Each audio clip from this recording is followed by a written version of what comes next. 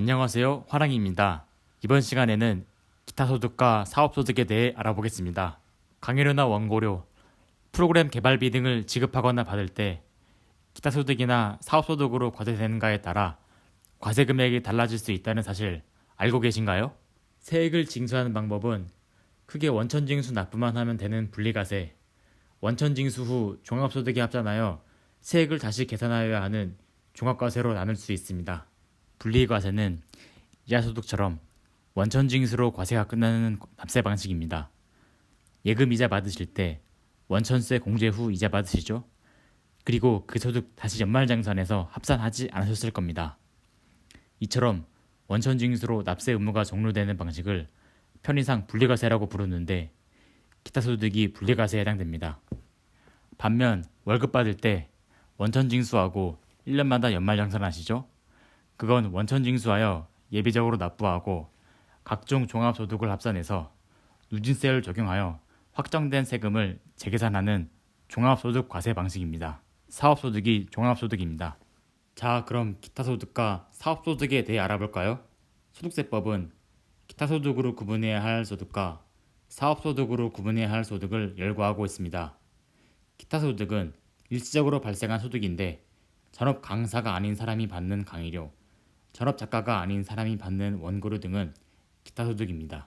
반대로 사업소득은 일정한 사업에서 발생한 소득인데 전업 강사가 받는 강의료, 전업 작가가 받는 원고료는 사업소득에 해당합니다. 같은 소득이라도 소득자가 일정한 사업을 통해 발생한 소득인지 일시적으로 발생한 소득인지에 따라 기타소득이나 사업소득으로 구분됩니다.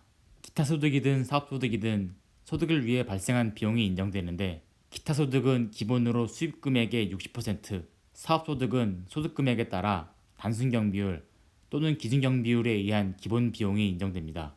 원천징수 세율도 차이가 있는데 기타소득은 22%를 원천징수합니다. 기본 필요경비가 60%이고 수익금액 40%의 22%를 원천징수하니까 실질적으로는 8.8%를 원천징수하게 됩니다. 반면 사업소득은 3.3%를 원천징수합니다. 기타 소득은 분리과세라고 말씀드렸는데 소득금액이 300만 원 이하인 경우에 선택적으로 적용할 수 있습니다. 그 이상일 경우 종합소득에 합산과세됩니다.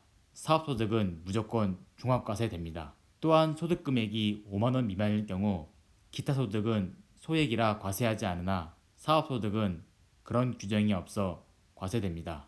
강의료 100만 원을 지급했을 때 기타 소득인지 사업소득인지에 따라 세 부담의 차이는 다음과 같습니다. 기타 소득은 분리과세를 선택할 경우 원천징수 8.8%인 8만 8천 원을 부담합니다. 한편 종합소득을 선택할 경우 종합소득 금액에 따라 2만 4천, 6만, 9만 6천, 14만 원의 세액을 부담하게 됩니다.